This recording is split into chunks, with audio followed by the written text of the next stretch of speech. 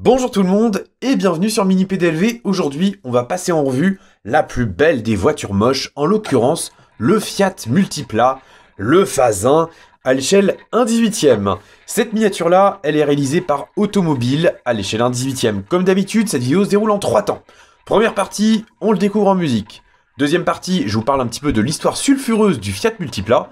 Troisième partie, on analyse cette miniature 1/18e exclusive. On commence en musique, go!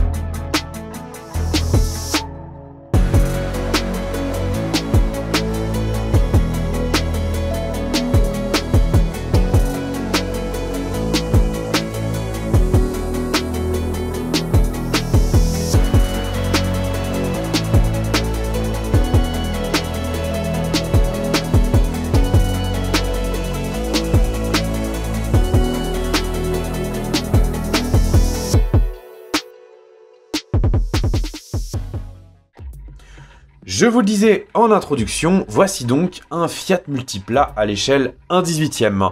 Autant dire que ce modèle-là, il n'était pas spécialement attendu, et pourtant, il est enfin arrivé. À la barre, c'est Automobile du groupe Mini Express qui s'est chargé d'en faire la reproduction. Vous me direz, Automobile, ils sont avant tout spécialisés dans les Youngtimers et quelques modèles sportifs, au 1/18e donc. Qu'est-ce que le Multipla fait donc ici ? Et bien en fait, ce modèle-là, il est tellement atypique et il a un tel capital sympathie que le fabricant basé à Josselin s'est dit « Pourquoi est-ce qu'on ne le ferait pas ?» Et c'est ainsi qu'il y a quelques semaines, on a pu précommander et commander ce Fiat Multipla exclusif à l'échelle 1/18e. Autant dire que personne ne s'y attendait vraiment, même si dans les faits, ce modèle-là avait été teasé depuis un petit peu plus d'1 an par le biais d'une newsletter. Remontons un petit peu le temps et plus précisément en 1956. À cette époque-là, Fiat se décide de sortir une version plus familiale de sa citadine 600. C'est la Fiat 600 Multipla qui était commercialisée jusqu'en 1965. Ce modèle-là, il avait la particularité d'offrir 3 rangées de sièges pour accueillir jusqu'à 6 personnes.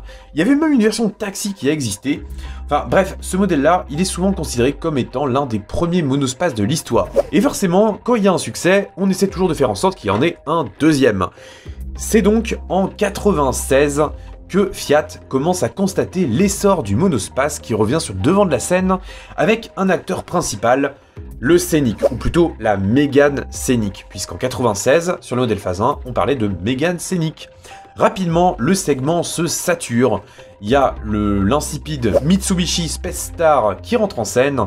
Il y a ensuite le Citroën Xara Picasso et plein d'autres modèles qui viennent étoffer l'offre des monospaces. Bref, pour Fiat, il fallait faire un monospace. Et donc, à ce moment-là, on se dit, chez Fiat, il faut essayer de définir un cahier des charges pour faire un monospace un petit peu différent, un petit peu pratique, toujours dans l'optique de perdurer l'héritage de la Fiat 600 Multipla d'antan. Le cahier des charges est simple, il faut une voiture qui rende les gens heureux. Pour ça, il faut qu'on puisse accueillir jusqu'à 6 personnes à bord, avec tous leurs bagages, mais également avoir une carrosserie plutôt compacte, c'est-à-dire la moins longue possible. C'est Robert Giolito qui est le designer du Multipla. Ne l'accablez pas, son pari était plutôt audacieux et particulièrement intelligent. En effet, le Multipla arrive de série en 98 et c'est ce que vous avez sous les yeux. On est donc sur un modèle relativement compact qui ne mesure que 3,99 m de long pour 1,87 m de large. Mais rapidement, les choix opérés ne plaisent pas à tout le monde. Déjà, on va dire ce qu'il en est, le Multipla, il est pas moche, mais il n'a pas forcément un physique facile non plus. Il a déjà ce bourrelet qui accueille les anti-brouillards, mais il a également une ligne qu'on ne pourrait pas qualifier de très sexy non plus, mais il a l'avantage d'avoir de grandes parties vitrées, mais également une conception innovante avec notamment 6 sièges à bord, répartis sur 2 rangées seulement. En effet, il y a 3 sièges à l'avant et 3 sièges sur le deuxième rang. L'avantage de cette organisation, c'est que ça permet de libérer un bon volume de coffre Et sachez également que tous les sièges du Multipla, à l'avant comme à l'arrière, sont identiques. Ce qui fait que c'était vraiment considéré comme une voiture agréable à vivre, agréable à rouler, à défaut de la regarder. Et le Multipla a rapidement été un succès. En Italie, il y a même une année, je crois que c'est en 2002, où il a été le monospace le plus vendu. Rapidement, le Multipla a été moqué pour son design, on va dire pas très facile. Si bien qu'aujourd'hui, il est presque devenu un mème à lui tout seul. Et figurez-vous que la cote est actuellement en train de remonter, tout simplement parce que ce modèle-là a tellement été décrié qu'il en redevient populaire, ce qui est assez incroyable. A l'époque, le Multipla était proposé avec des moteurs plutôt classiques, il y avait de l'essence, du diesel, mais également du GNV pour ceux qui le souhaitaient. C'est un véhicule qui est plutôt fiable, plutôt endurant et relativement bien construit, et qui proposait un habitacle vraiment très agréable. D'ailleurs, a priori, il semblerait qu'à l'époque, les vendeurs de chez Fiat avaient pour objectif de faire entrer le plus vite possible les clients à bord du Multipla pour éviter que l'esthétique n'ait une influence sur leur jugement. Voilà un petit peu ce que je pouvais vous dire à propos du Fiat Multipla, une histoire assez audacieuse d'origine parce que le véhicule est particulièrement intelligent, on pouvait même avoir un réfrigérateur à bord. Mais toujours est-il que l'accueil du public a été assez mitigé dans l'ensemble, si bien que lors du restylage de 2004, Fiat a malheureusement fait un choix plutôt triste, c'est celui d'abandonner toute audace stylistique, ce qui fait que le Multipla Phase 2, il ressemble à ça et il est quand même beaucoup plus banal et bien moins remarquable. À l'arrêt de cette phase 2, Fiat a revendu les plans à Zotier, un constructeur automobile chinois, qui a sorti le Multiplan et qui l'a actualisé au niveau du style. Bref, toujours est-il que le Multipla, c'est devenu de l'histoire ancienne et Fiat ne compte pas en reproduire à nouveau dans le futur. Maintenant, on va s'attarder un petit peu sur cette miniature à l'échelle 1/18e, parce qu'il faut dire ce qu'il en est, chez Automobile, on a vraiment eu de l'audace de réaliser ce modèle, et je trouve ça purement génial. Vous avez l'habitude, on fait la découverte au smartphone.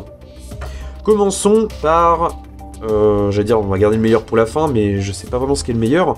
On va commencer par parler un petit peu de l'avant. Alors, ce qui est très drôle, c'est que si on regarde sous cet angle-là, on a vraiment l'impression d'avoir un avant d'une petite sportive avec un avant assez affûté. Et après, on voit le gros bourrelet et toute la partie vitrée. L'avant est bien réussi. Alors, je parle de la miniature, je parle pas forcément du modèle à l'échelle 1. Mais globalement, on a déjà un bouclier avant qui singe un revêtement en plastique qui est très joli, qui a des belles formes. Les anti-brouillards sont bien intégrés, au même titre que les phares et les clignotants. L'ensemble n'a pas de fixation apparente, donc c'est plutôt réussi. Les plaques d'immatriculation, il y a un tutoriel ici si vous voulez en faire également, n'hésitez pas, c'est très facile à faire. On a également la peinture rouge qui a été retenue par Auto. Alors à l'époque sur le Multipla, on avait plein de couleurs possibles, mais ce rouge-là était quand même particulièrement joli. On a également le logo Fiat qui prend place sur le bourrelet. Bourrelet qui a été bien reproduit par Automobile, d'ailleurs je pense que ça n'a pas été un exercice hyper simple, même si avec le scan 3D on peut faire des miracles. Vous avez également une vidéo sur le sujet ici. Et toujours est-il qu'on a une ligne de caisse qui est bien reproduite. Au niveau des détails, on a également des essuie-glaces qui sont très fins. Vous m'excuserez, mais j'ai oublié l'aspect essentiel. On est sur une miniature en résine, donc forcément il n'y a pas d'ouvrant. La résine, c'est relativement fragile et des ouvrants fragiliseraient trop la miniature, donc il n'y en a pas. Les essuie-glaces sont donc relativement fins. Les rétroviseurs façon grandes oreilles sont plutôt réussis aussi. C'est très sympa.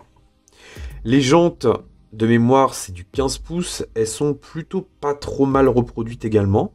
On a du détail, on perçoit même les disques de frein et les étriers. Les pneus ont également une texture caoutchouc qui est plutôt pas mal. Enfin, c'est réussi dans l'ensemble. À l'arrière, on est sur des freins à tambour. Mais on a toujours cette même rigueur que pour les roues avant. Le vitrage est également un exercice qui a dû être assez technique pour Automobile. Parce que les vitres sont simplement collées. Et là, on a quand même un angle qui est assez important. Donc j'espère que ça va pas se décoller avec le temps, mais généralement chez Auto, il faut quand même pas mal de tests pour vérifier qu'il n'y ait pas de problème. Donc je suis relativement confiant. La ligne de caisse est donc, j'allais dire très belle. Non, elle est bien retranscrite. On a également les poignées de porte qui sont plutôt fines et mises en peinture. La serrure est également très fine, donc tout ça c'est très sympa. Les ajustements me paraissent très bons dans l'ensemble. Vraiment, j'ai pas de reproche à faire à ce modèle-là. Au niveau du popotin, on a de nouveau un bouclier en plastique, enfin en texture en plastique. On a des phares, enfin des feux qui sont bien produits, on a plein de textures différentes. L'ensemble est vraiment pas mal niveau ajustement. Honnêtement, c'est une réussite. La vitre arrière, la lunette arrière est pas mal aussi. On a un essuie-glace qui prend place au centre, au niveau de la partie basse. On a le feu stop qui est intégré sur la partie haute. Et on a les différentes lignes de dégivrage. La miniature semble vraiment pas mal.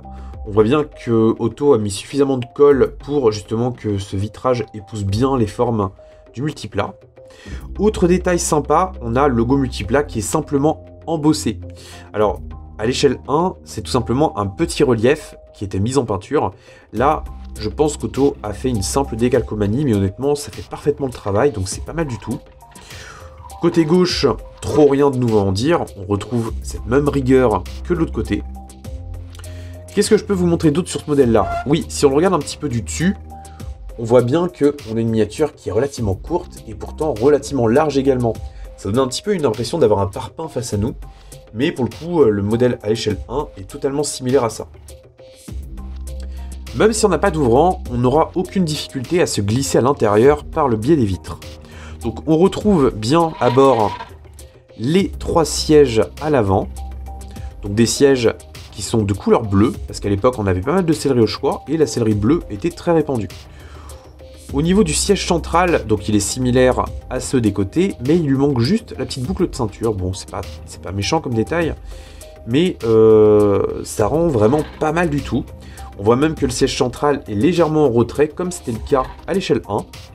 Au niveau de la porte, de la contre-porte, on retrouve un design assez osé. Fiat ne s'était pas contenté de faire un design atypique à l'extérieur, on retrouvait un petit peu ce côté décalé à l'intérieur. Donc on avait le tout qui était englobé dans une espèce de forme un petit peu triangulaire arrondi, bref, c'est assez spécial. Mais pour le coup, c'est vrai que ça faisait le charme du multiplat, et quand on était à bord d'un multiplat, on savait clairement qu'on était à bord d'un multiplat. Si on veut regarder un petit peu plus en détail la console centrale, alors c'est très chargé visuellement. On note qu'on a le levier de vitesse qui est sur la partie haute de la console centrale. Alors pour le coup, ça peut déstabiliser un peu, mais ça a le mérite d'être assez ergonomique. Parce que évidemment, il fallait un tunnel qui soit libre pour les pieds du passager au centre à l'avant. Donc c'est une organisation qui a été retenue.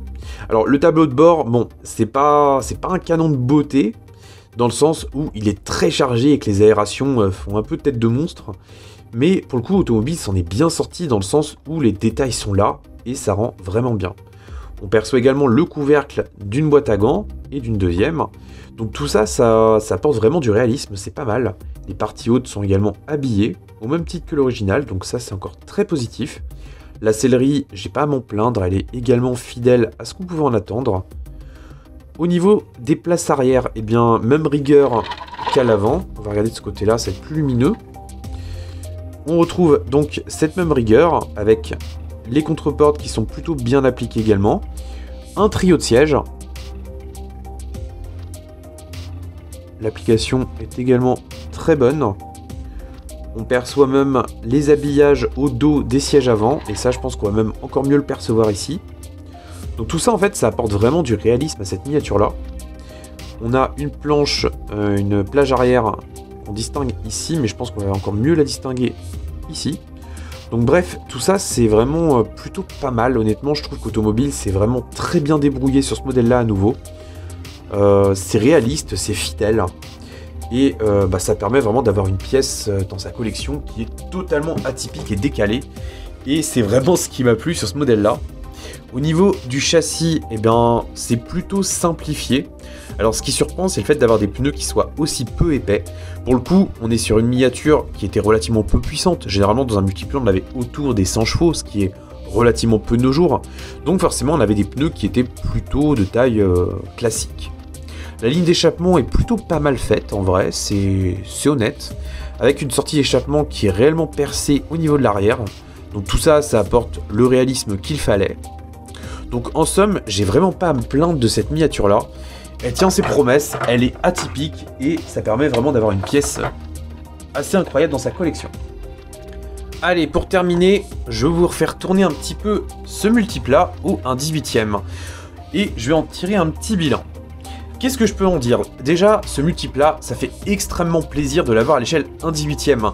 J'adore les miniatures qui sortent de l'ordinaire, j'adore aussi les voitures moches dans l'ensemble, et donc forcément c'est purement génial de pouvoir retrouver ce modèle-là en miniature. Alors pour le moment, il n'existe qu'en rouge, j'ai bon espoir qu'Automobile en fasse d'autres déclinaisons dans le futur. De base, il n'y a eu que 999 exemplaires numérotés produits, et forcément ils se sont tous rapidement écoulés, il y a même des chances que ce modèle-là devienne rapidement un collector. Le prix de vente, c'était 69,90 €. Évidemment, maintenant, il est épuisé et vous pourrez seulement le trouver sur le marché de la seconde main. Il reste encore pas mal d'exemplaires qui n'ont jamais été ouverts, donc n'hésitez pas si vous en trouvez.